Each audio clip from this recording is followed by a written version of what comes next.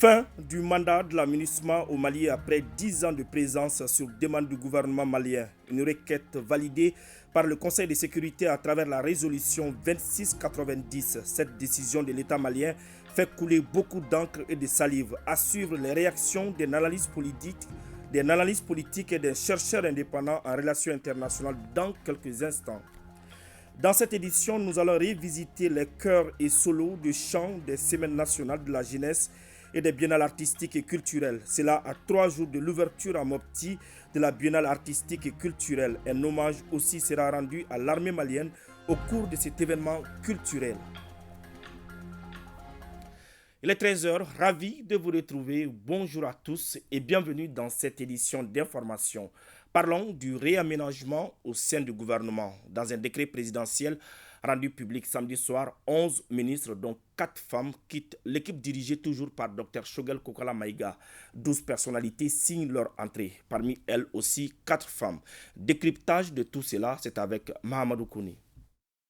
Le remaniement ministériel de ce 1er juillet 2023 intervient 2 ans et 20 jours après la formation du gouvernement du 11 juin 2021 dirigé par le Premier ministre Shogel Kokala Maïga. Le décret présidentiel de ce samedi touche 15 ministres de l'ancienne équipe. Parmi eux, 11 dont 4 femmes quittent complètement le gouvernement, toujours conduit par Shogel Kokala Maïga. Les 4 autres concernés par le réaménagement restent en place, mais 3 changent de portefeuille. Il s'agit de Amadou Keïta qui laisse l'enseignement supérieur pour devenir le nouveau ministre des Mines. Moussa Ag Ataer quitte les sports et la jeunesse pour s'occuper désormais des Maliens établis à l'extérieur et de l'intégration africaine. Un département précédemment tenu par Alamdou Ag Ilien qui prend la tête de la communication, de l'économie numérique et de la modernisation de l'administration. Quant à Youbaba, auparavant ministre délégué chargé de l'élevage et de la pêche, il reste à son poste tout en devenant ministre plein. 12 nouvelles personnalités font leur entrée dans le gouvernement, parmi elles 4 femmes. Colonel Assa Badialo Touré, jusque-là conseillère spéciale du président de la transition. Elle devient ministre de la Santé et du Développement social, alors que Bintou Kamara prend la tête du ministère de l'Énergie et de l'Eau. C'est également une dame qui va s'occuper de l'entrepreneuriat national, de l'emploi et de la formation professionnelle. Elle s'appelle Bagayogo Aminata Traoré, pendant que Mariam Maïga sera à la promotion de la femme, de l'enfant et de la famille. Les autres entrants sont Amadou Si Savané à l'éducation nationale, Bourema Kansaï, enseignement supérieur et recherche scientifique. Au ministère du Travail, de la fonction publique et du dialogue social, on retrouve Fassoun Koulibaly, pendant que Lassine Dambélé arrive au département de l'agriculture. Le nouveau ministre de la Jeunesse et des Sports, chargé de l'instruction civique et de la construction citoyenne, est Abdoul Karim Ibrahim Fomba.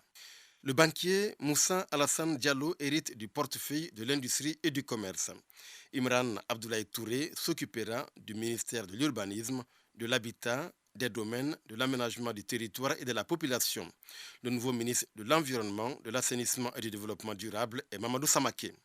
On notera que la nouvelle équipe compte 27 ministres pleins et un ministre délégué, en l'occurrence Fatoumata Sékou Diko, qui est toujours chargé des réformes politiques et institutionnelles. Sur un tout autre plan, le départ de la MINUSMA du Mali est désormais officiel depuis le 1er juillet 2023. Selon la résolution 2690 du Conseil de sécurité des Nations Unies, ce retrait s'étendra sur 6 mois. Le départ de la MINUSMA après plus de 10 ans de présence au Mali suscite beaucoup de réactions.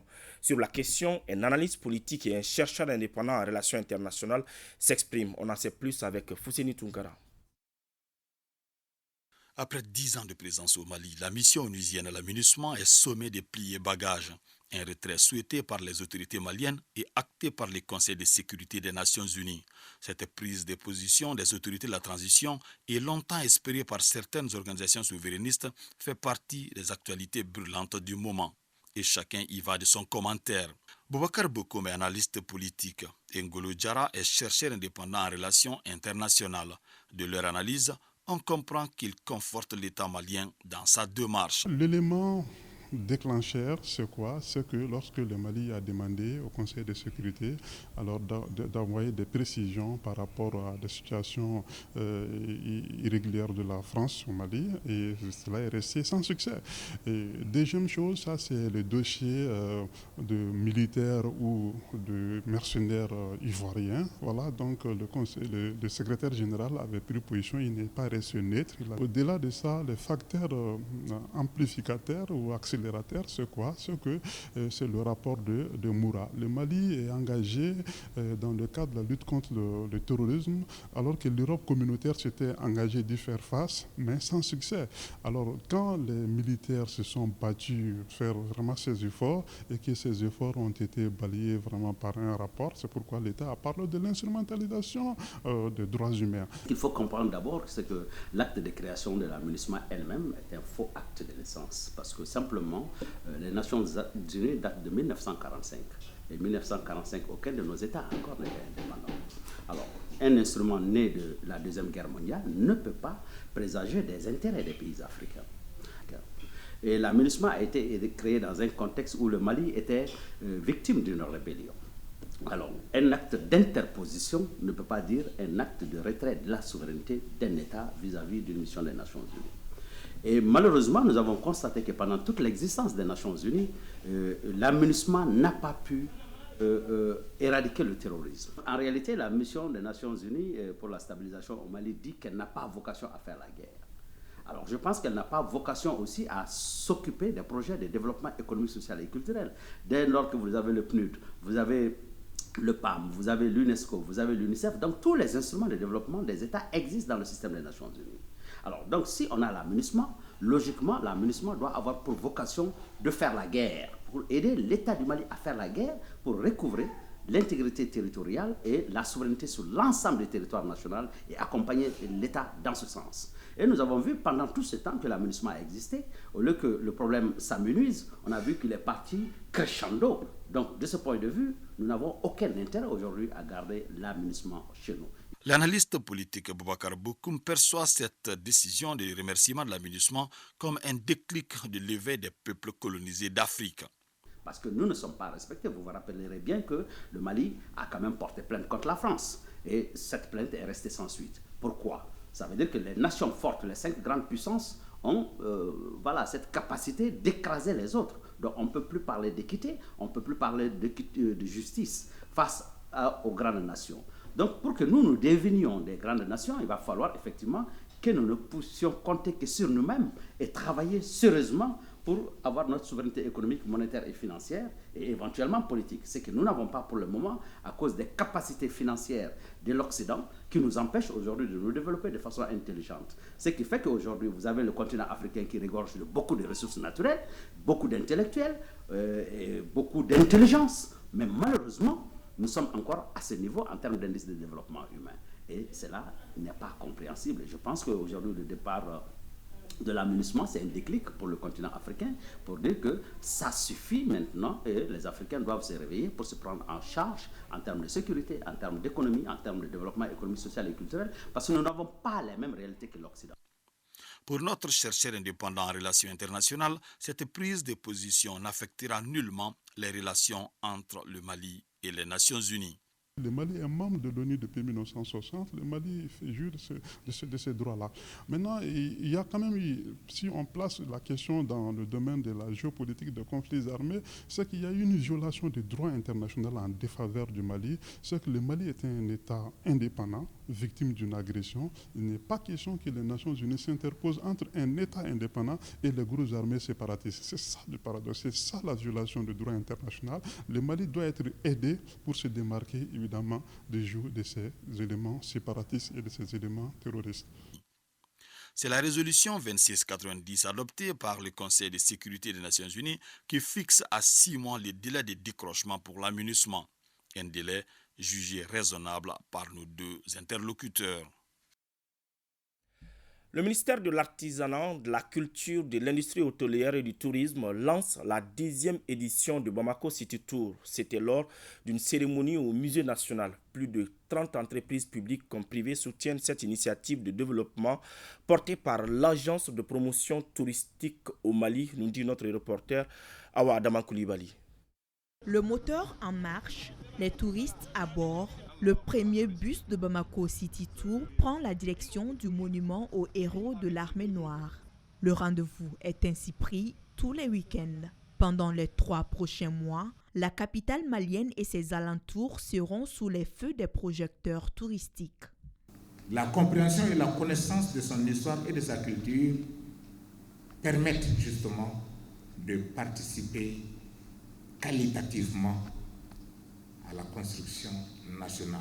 C'est des activités d'éducation de masse. Le programme City Tour représente à cet égard une des réponses aux séries de crises ayant affecté notre industrie touristique au cours des 10 dernières années. Après une première édition réussie, de nouvelles innovations rendent particulière l'édition 2023. Parmi lesquels l'arrivée de City Tour dans les régions. En dehors de Bamako, nous aurons la région des Cailles qui va abriter la première édition de son City Tour, mais également la région de Ségou qui abritera également à son tour sa première édition. Donc l'objectif, c'est d'amener nos populations à découvrir les sites touristiques qui sont situés dans leur environnement habituel. Des randonnées pédestres qui vont également se tenir au village de Toumbaran. Dernière nouveauté, elle va porter sur des randonnées fluviales. Nous sommes les partenaires privilégiés de cette opération. En effet, l'on ne saurait parler de voyage, de découverte, de visite de sites sans en référer aux organisateurs des visites guidées, des itinéraires que nous sommes.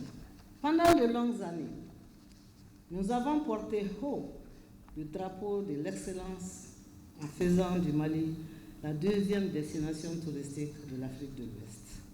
Mais aujourd'hui, nous avons dû nous plier à l'évidence.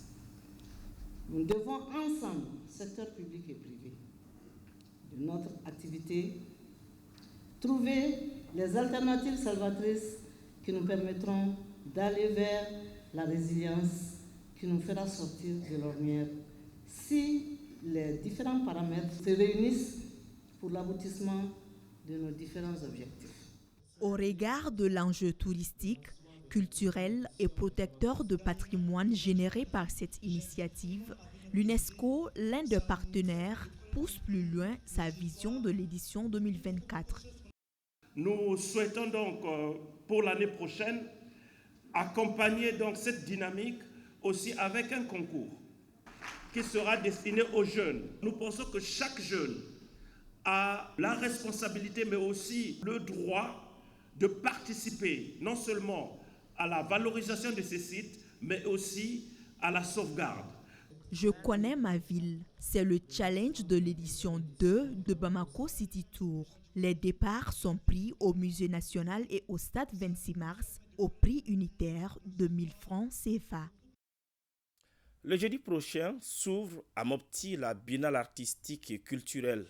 Au cours de la première soirée, un hommage sera rendu à l'armée malienne. Aujourd'hui, la chronique culture et société nous fait revisiter les chœurs et solos des chants des semaines nationales de la jeunesse et des biennales artistiques et culturelles. C'est avec le regard d'animateur de jeunesse, directeur de troupe, journaliste culturel et professeur-chercheur. Alpha Maïga nous en dit plus.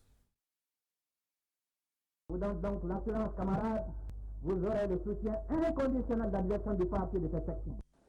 Vous avez exprimé les préoccupations et les aspirations de notre peuple. Une volonté politique affichée. C'était ainsi, à travers chœurs, solos de chant, danses traditionnelles, que les différentes troupes artistiques et culturelles ont chanté et dansé l'armée malienne. Hommage est rendu ici au premier général de l'armée à travers la troupe artistique de Tombouctou à l'époque relevant de la région de Gao. Le général, immortalisé par un moyen de transport fluvial reliant Koulikoro à Gao, est chanté.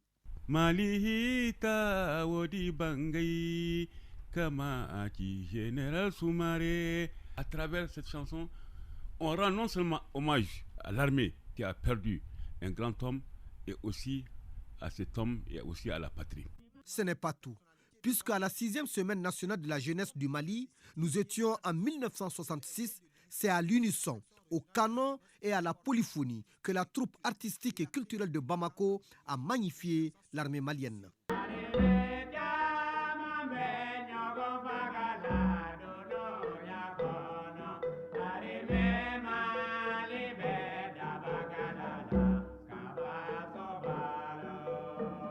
L'armée, ce n'est pas seulement la guerre.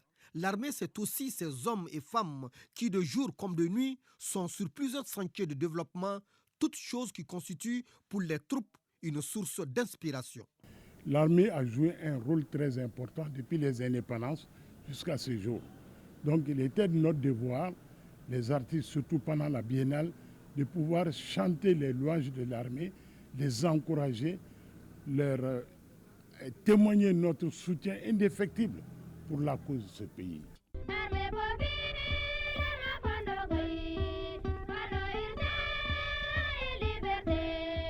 Je me rappelle qu'il y avait une chanson Wailou Wailou, l'armée Mali, Wailou Wailou, Asardashi Inayam Pover. Et ça veut dire que c'était les louanges, la gloire aux soldats qui étaient sur les pauvres et qui détenaient l'arme. Sur le sujet, qui est mieux placé pour relayer l'information? Bien entendu, les hommes de médias. Comme le disait un habitué des manifestations artistiques, l'armée fait la guerre, mais l'armée fait aussi la paix. Nos artistes, ils chantent l'armée en même temps que la paix. Pour nous, c'est à la fois l'armée qui fait la guerre et c'est aussi l'armée qui fait la paix. Il faut revigorer l'armée à faire en sorte que la guerre se termine par la paix. Je crois qu'aujourd'hui, il est du devoir de chaque citoyen malien de soutenir notre armée. La mission de l'armée qui consiste à nous défendre, à nous permettre, nous, de bien dormir. Parce que si l'armée n'était pas là, aucun d'entre nous n'allait pas bien dormir dans sa maison.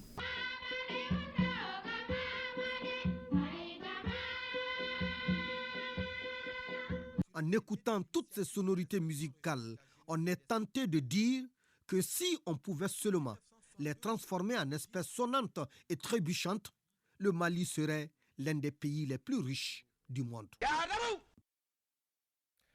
Les parcs à bétail restent toujours fournis quelques jours après la célébration de l'Aïd el-Kébir, une situation qui inquiète les vendeurs de bétail. Quelles sont les raisons de cette mévente? Élément de réponse dans ce reportage signé Bokari Koulibaly. L'Aïd el-Kébir ou encore fête de Tabaski est le moment propice pour se faire de l'argent à travers la vente de moutons. Pour cette année, le marché ne semble pas avoir été au rendez-vous pour certains vendeurs de bétail, comme on peut le constater ici dans les parcs à bétail de la zone industrielle.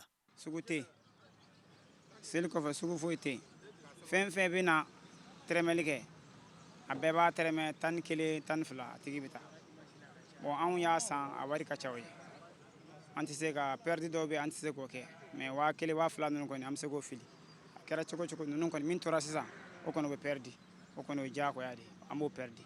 te wari tɛ mɔgɔw bolo bon saga mun san na saga fitini saga belebele a si ma sa parce que wari tɛ mɔgɔw bolo wari tɛ fɔlɔ an b'a feere waa bi segi bon sisan waa bi naani i b'a dɔn a bina bon mun bi feere waa mugan a bi feere waa tan ni fila i b'a dɔn waa segi bina.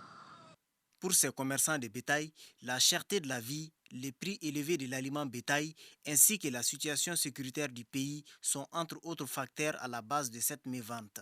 Saga koni a gɛlɛyara ka tɛmɛ a prix kan mais gɛlɛya in bɛ kabi san yɔrɔ la kungo kɔnɔ mɔgɔ tɛ yan mais ni mɔgɔ min t'a kalama a bɛ k'i kɔnɔ ko baganjuraw de nɔ depuis bagan ta yɔrɔ la bagan ka gɛlɛya de bagan gɛlɛyara fo ka tɛmɛ hakɛ la bon dumuni min bɛ di baganw fana ma o fana ka gɛlɛ trop voilà o de ye bagan gɛlɛya. An bina chama bala ka gole ko jugu ebi saga sangilera ka dumni sangilera fembe ka gole. Oumar Kone, restaurateur de son état, après avoir passé un long moment de négociations, finit par conclure ce marché de 3 béliers. Il dit n'avoir pas remarqué de changement en ce qui concerne le prix des moutons. Et pour cause. Bon, comme on a sani kɛ n'an nana bɛn sanni ma position min na an bɛ sanni kɛ n'o position ye bon gɛlɛya min b'o la nɔgɔya min b'o la an kɔni bɛ an ka sanni kɛ parce que marché ka changeli o tɛ se ka an ka sanni bali quoi Les vendeurs de bétail se disent conscients des efforts consentis par les autorités du pays.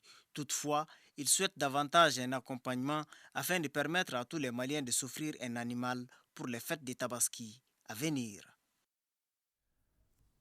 L'école privée BIA de Sabalé-Boukou vient de tenir sa traditionnelle cérémonie de reconnaissance et de donation de cadeaux aux meilleurs élèves. L'initiative vise non seulement à célébrer l'excellence, mais aussi inviter les autres à s'impliquer davantage dans leur réussite scolaire. Le compte rendu de la cérémonie, c'est avec Bokari Koulibaly et Alou Bekouni. Récompenser les meilleurs pour inciter les autres à l'excellence, c'est dans cette logique que se tient chaque année la traditionnelle cérémonie de donation des cadeaux aux élèves de l'école privée BIA de Sabalé-Boukou. Cérémonie au cours de laquelle les 5 meilleurs élèves des classes de la première à la 9e année reçoivent des lots de fournitures scolaires. De la première année à la 8e, nous avons enregistré un taux de réussite de 90%. Quant à la 9e, nous avons enregistré un taux de réussite de 45%. Ce résultat, loin de combler nos attentes, nous réconforte au regard du taux national qui est de 30,32%.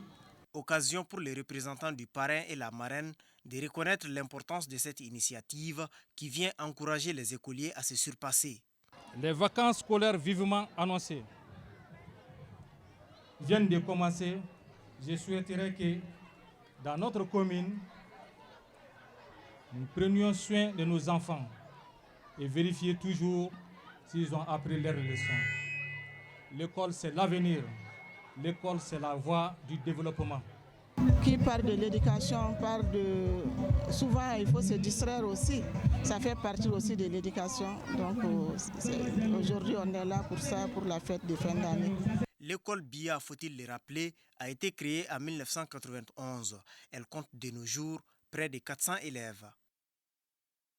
Direction Nioro du Sahel, précisément le village de Nema. Là-bas, la communauté Djawando du Mali et d'ailleurs s'est donné rendez-vous pour fêter la Tabaski. Objectif, favoriser l'entente, la solidarité et l'entraide et initier des projets de développement local. De Nioro du Sahel, les détails avec Moussa Diakité.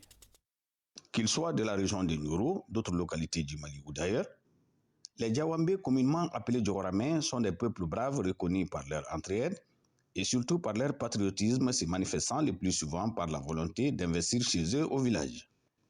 Dans une ambiance de fête, ils se sont tous donné rendez-vous le 1er juillet dernier à Nema, un village Djawambé dans la commune de Guérébiné à une trentaine de kilomètres à l'est de Nioro du Sahel, pour célébrer ensemble la fête de Tabaski, pour communier et pour échanger sur les problèmes brûlants de l'heure. Nous sommes ici pour un rassemblement des Djawambé et nous sommes à la 4e édition. Donc c'est un truc qui a été initié pour que les Djawambé puissent se rencontrer. Vu l'importance de la cohésion, nous avons compris qu'en organisant vraiment ce genre de rassemblement, ça nous permet vraiment de se connaître et de connaître nos milieux naturels et vraiment et puis de pouvoir initier beaucoup de choses ensemble. Le souci premier, c'est de faire en sorte que nos enfants puissent connaître chez nous. Et je crois que demain, ça leur facilitera les chemins de retour. Aujourd'hui, on est très heureux puisque les familles maintenant se retrouvent. Tu retrouves des amis ici, des cousins, des frères que vous n'avez jamais rencontrés et puis qui ne sont jamais venus ici. Donc c'est la raison de cette cérémonie qui fait que les gens viennent du monde entier. Il y en a qui sont venus des États-Unis, de la France. Les participants venus des 9 villages Djawambé et d'autres localités ainsi que leurs alliés ont profité de cette rencontre pour proposer des projets de développement à l'endroit de la jeunesse locale dans le souci de l'épanouissement harmonieux et durable de la communauté. Nous sommes très satisfaits de ce que nous avons fait. Nous souhaitons atteindre les objectifs fixés. Des séances de prière et de bénédiction ont mis fin à cette rencontre. Voilà, ainsi s'achève ce journal. Merci de l'avoir suivi. Nous vous donnons rendez-vous demain, même heure, même plateau, Inch'Allah.